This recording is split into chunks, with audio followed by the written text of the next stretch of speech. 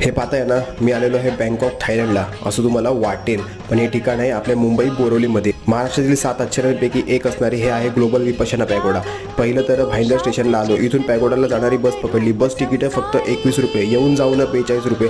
त्याचा आपण बोरिवलीवरून सुद्धा येऊ शकतो, पण ते महाग पडतं, म्हणून हा स्वस्तात मस्तवाला रस्ता।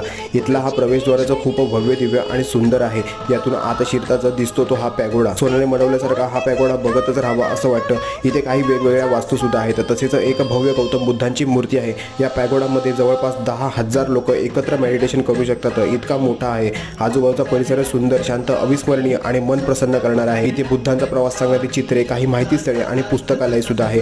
आणखी आता काय आणि किती सांगू, त्यापेक्षा नक्की एकदा व्हिजिट करा, तो म्हणजे हा ग्लोबल विपश्यना पॅगोडा। नमो बुद्धाय।